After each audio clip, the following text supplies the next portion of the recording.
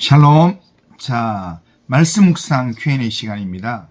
말씀 묵상을 돕기 위해서 질문하고 그 질문에 대한 대답을 찾아보는 시간입니다.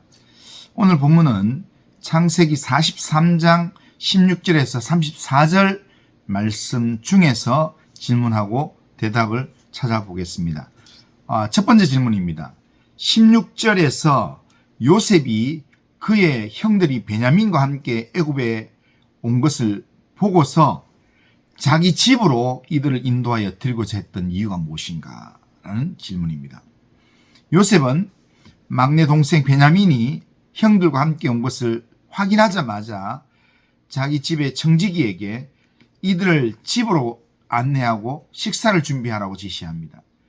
요셉이 이들을 자기 집으로 인도했던 중요한 이유는 첫 번째는 동생 베냐민에 대한 애정 확인입니다. 요셉은 그토록 그리워하던 친동생 베냐민을 드디어 직접 보게 되었습니다. 공적인 장소에서 감정을 드러내기보다 자신의 사적 공간인 집으로 그들을 초대하여서 베냐민을 가까이서 살펴보고 형들의 태도가 예전과 어떻게 달라졌는지를 확인하고자 했던 것입니다. 형들을 시험하고 변화를 확인하기 위한 그런 이 자리라고 할 수 있습니다. 요셉은 과거 자신을 팔아넘겼던 형들이 지금은 막내 베냐민을 어떻게 대하는지 시험할 필요가 있었습니다. 귀한 손님으로 대접받는 상황을 연출함으로써 형들이 베냐민이 받는 특별한 대우를 시기하는지 혹은 진정으로 동생을 보호하려 하는지 그들의 중심을 떠보려는 마음이 있었습니다. 그래서 34절에서 요셉이 자기 음식을 형들에게 나눠주면서 베냐민에게는 다른 형제들보다 5배나 많은 음식을 나눠줍니다. 이것은 베냐민에 대한 특별한 애정 표현이면서 동시에 형들의 시기심을 확인하기 위한 최종 시험이었습니다.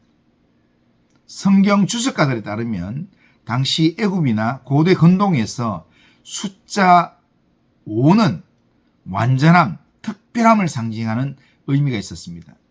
요셉은 총리로서 자신이 줄 수 있는 가장 극진한 대접을 베냐민에게 베풀어 주었다는 겁니다. 이렇게 함으로써 그의 지금 지위를 격상시켜 준 것입니다. 과거 형들은 아버지가 요셉에게만 채색 옷을 입히는 이 편애에 대해서 분노하여서 요셉을 팔아넘겼습니다. 요셉은 이제 아버지가 가장 아끼는 또 다른 아들 베냐민이 특별 대우를 받을 때 형들이 과거와 같은 시기심과 정오를 드러내는지 확인하고 싶었을 것입니다.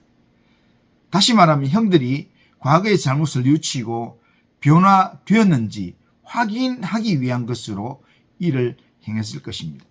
그런데 이 시험의 결과는 긍정적이었습니다. 34절 하반절에 보면 그들이 요셉과 함께 즐거워했다라고 기록하고 있습니다. 형들은 베냐민이 5배 음식을 받은 것을 보고도 시기하지 않았고 이는 이후에 유다가 베냐민을 위해서 자신을 담보로 내놓는 희생적 변화가 진심임을 알게 만드는 내용이다 할 수 있습니다. 그리고 요셉이 자기 집으로 초대한 것은 공식적인 내용이 아니라 사적인 오찬으로서 집을 초대한 것입니다. 본문에 정오에 나와 함께 먹을 것이라 라고 언급한 것처럼 요셉은 단순한 구걸자나 이방 상인으로 그들 대한 것이 아니라 특별한 손님으로서 환대하려고 자기 집에 초대하는 것입니다. 이는 나중에 자신의 정체를 밝히기 전 형들과 정서적인 거리감을 좁히기 위한 단계적 조치라고도 볼 수 있습니다. 그러나 형들은 요셉의 집으로 인도될 때 지난번 공물 자료에 들어있던 돈 문제 때문에 자신들을 잡아 가두려는 것으로 오해하고 크게 두려워하기도 했습니다.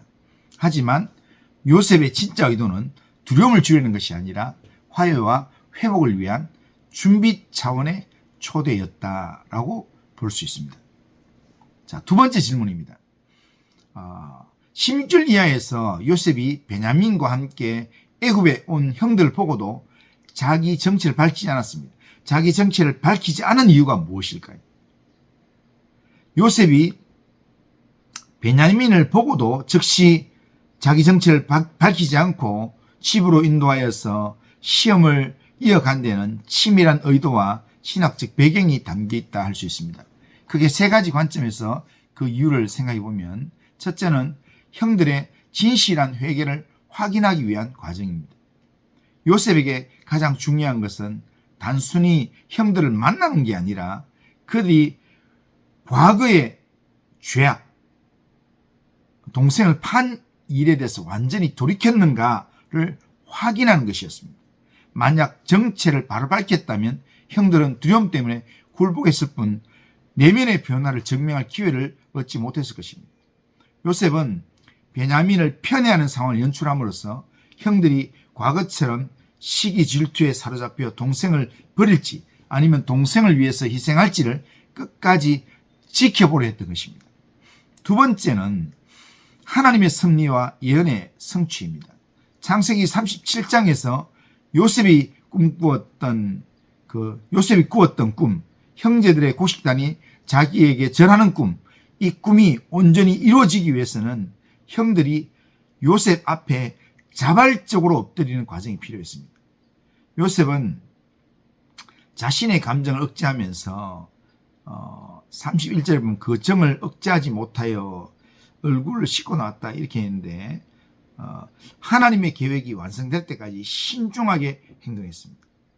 이는 단순한 어떤 복수가 아니라 이스라엘 가문 전체가 애굽으로 이주하여 큰 민족을 이루게 하시려는 하나님의 섭리를 이행하는 과정의 내용이다 할 수 있습니다.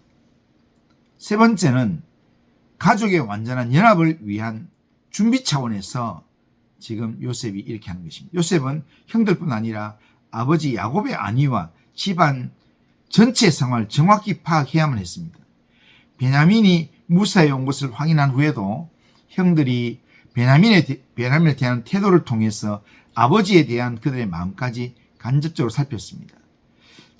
정체를 밝히기 전에 함께 식사하면서 정서적 유대감을 먼저 형성하고, 이후에 은전 시험을 통해서 유다의 희생적 고백을 끌어내므로써 가족이 영적으로 하나가 될 결정적 계기를 마련한 것입니다.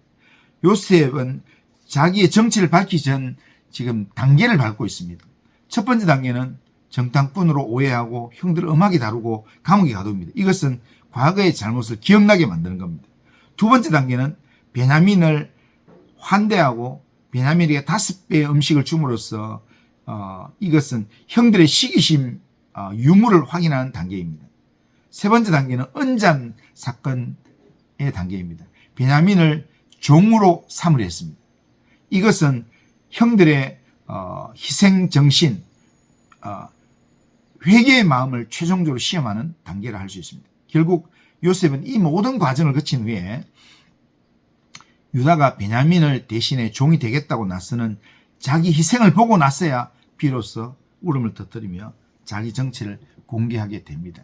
그러니까 이제는 형들을 내가 믿어도 되겠다라는 그런 마음을 확인한 것이라 할 수 있습니다. 자, 세 번째 질문입니다. 23절에서 청지기의 말이 주는 의미가 무엇입니까? 23절에서 청지기는 두려워하는 형들에게 너희는 안심하라, 두려워하지 말라, 너희 하나님, 너희 아버지의 하나님이 재물을 너희 자루에 넣어 너희에게 주신 것이니라, 너희 돈은 내가 받았느니라 라고 말하면서 시몬을 이끌어내 줍니다. 이 짧은 선언은 창세기 전체의 주제를 관통하는 매우 중요한 신학적 구속사적인 의미를 지니고 있습니다. 요셉의 신앙이 청지기에 미치는 영향을 이 말 속에서 발견할 수 있습니다. 애굽인 청지기의 입에서 너희 하나님, 너희 아버지의 하나님이라는 고백이 나온다는 겁니다. 당시 애굽인들은 자신들의 다신교적 신을 섬겼고 히브리인과 식사도 하지 않을 만큼 이방인을 무시했습니다.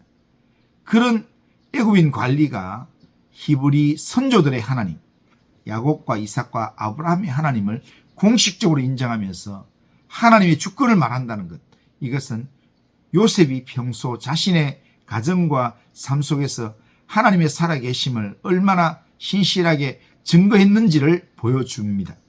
요셉의 신앙이 주변 이 청지기들에까지 흘러갔음을 보여주는 내용이라 할 수 있습니다.